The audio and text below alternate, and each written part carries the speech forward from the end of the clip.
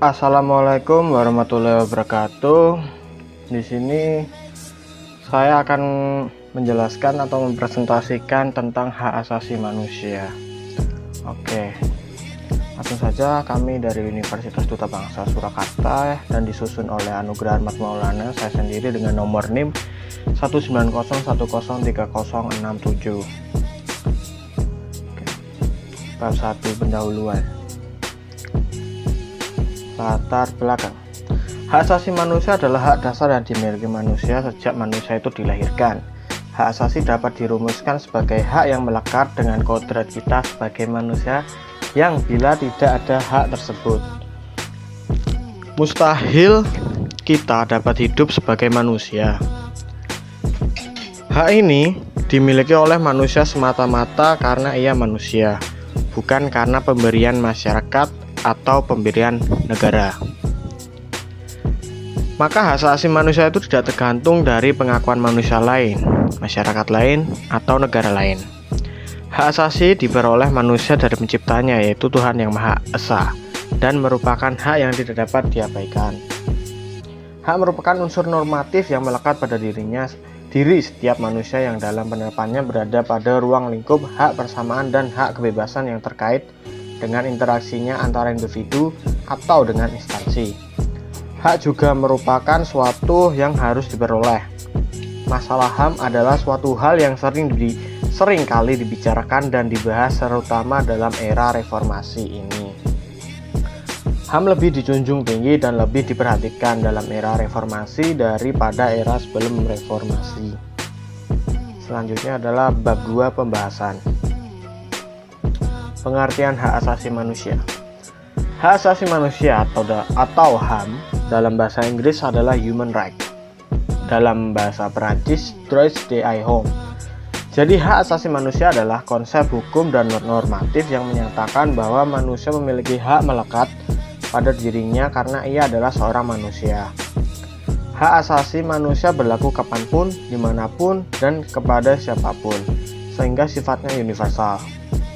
HAM pada prinsipnya tidak dapat dicabut, juga tidak dapat dibagi-bagi, saling berhubungan dan saling beruntung. Secara konseptual, hak asasi manusia dapat dilandaskan pada keyakinan bahwa hak tersebut dianugerahkan secara alamiah oleh alam semesta, Tuhan, atau nalar. Sementara itu, mereka yang menolak penggunaan unsur alamiah meyakini bahwa hak asasi manusia merupakan nilai-nilai yang disepakati oleh masyarakat.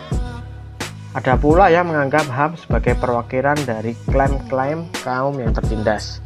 Dan pada saat yang sama, juga terdapat kelompok yang meragukan keberadaan HAM sama sekali dan menyatakan bahwa hak asasi manusia hanya ada karena manusia mencetuskan dan membicarakan konsep tersebut. Perkembangan pemikiran HAM. Perkembangan pemikiran HAM dibagi dalam 4 generasi, yaitu generasi pertama berpendapat bahwa pemikiran HAM hanya berpusat pada bidang hukum dan politik. Fokus pemikiran HAM generasi pertama pada bidang hukum dan politik disebabkan oleh dampak dan situasi Perang Dunia Kedua, totalitarisme, dan adanya keinginan negara-negara yang baru merdeka untuk menciptakan suatu tertib hukum yang baru. Generasi kedua, pemikiran HAM tidak saja menuntut hak yuridis, melainkan juga hak sosial, ekonomi, politik, dan budaya. Jadi pemikiran HAM generasi kedua ini menunjukkan perluasan pengertian konsep dan cakupan hak asasi manusia. Lanjut generasi ketiga. Sebagai reaksi pemikiran HAM generasi kedua, generasi ketiga menjanjikan adanya kesatuan antara hak ekonomi, sosial, budaya, politik, dan hukum dalam suatu keranjang yang disebut dengan hak-hak melaksanakan pembangunan. Generasi yang terakhir yaitu generasi keempat yang mengkritik peranan negara yang sangat dominan dalam proses pembangunan yang terfokus pada pembangunan ekonomi dan menimbulkan dampak negatif seperti diabaikannya aspek kesejahteraan rakyat. Selanjutnya ada macam-macam hak asasi manusia. Yang pertama, hak asasi pribadi. Hak ini berhubungan dengan kehidupan pribadi setiap orang. Hak kedua ada hak asasi politik. Hak ini merupakan hak asasi dalam kehidupan politik seseorang. Yang ketiga ada hak asasi ekonomi.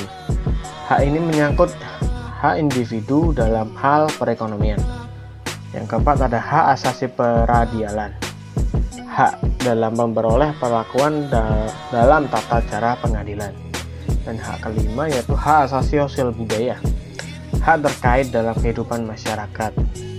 Lalu yang terakhir, hak asasi hukum. Hak untuk mendapatkan kependudukan yang sama dalam hal hukum dan pemerintah. Ciri-ciri hak asasi manusia. HAM tidak diberikan kepada seseorang, melainkan merupakan hak semua orang. Baik itu hak sipil, politik, ekonomi, sosial, dan hak budaya.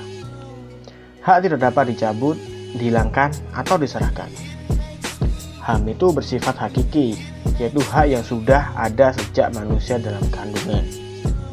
Dan HAM sifatnya universal, sehingga berlaku bagi semua manusia tanpa memandang status, suku, gender, dan perbedaan lainnya. Selanjutnya HAM dalam perundang-undangan nasional. Dalam perundang-undangan RI, paling tidak terdapat bentuk hukum tertulis yang memuat aturan tentang HAM, yaitu yang pertama dalam konstitusi atau UUD negara, yang kedua dalam ketetapan MPR atau TAP MPR, ketiga dalam undang-undang, keempat dalam peraturan pelaksanaan perundang-undangan seperti peraturan pemerintah, keputusan presiden, dan peraturan pelaksanaan lainnya. Kelebihan peraturan HAM dalam konstitusi memberikan jaminan yang sangat kuat karena perubahan dan atau penghapusan satu pasal dalam konstitusi seperti dalam ketatanegaraan di Indonesia mengalami proses yang sangat berat dan panjang.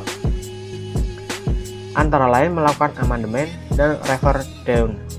Sedangkan kelemahannya karena yang diatur oleh konstitusi hanya memuat aturan yang masih global seperti ketentuan HAM dan konstitusi RI yang masih bersifat global. Selanjutnya adalah undang-undang yang mengatur hak asasi manusia di Indonesia, yaitu ada pasal 28A mengatur tentang hak hidup, pasal 28B mengatur tentang hak berkeluarga, pasal 28C mengatur tentang hak memperoleh pendidikan, pasal 28D mengatur tentang kepastian hukum, pasal 28E mengatur tentang kebebasan beragama, pasal 28F mengatur tentang komunikasi dan informasi, dan pasal 28G tentang kesejahteraan dan jaminan sosial. Bab ketiga atau bab terakhir yaitu penutup. Kesimpulan, HAM adalah hak dasar yang dimiliki oleh manusia sesuai dengan kiprahnya. Setiap individu mempunyai keinginan agar HAM-nya terpenuhi. Tapi satu hal yang perlu kita ingat bahwa jangan pernah melanggar atau menindak HAM orang lain. Itu saja yang bisa saya sampaikan terkait tentang presentasi HAM.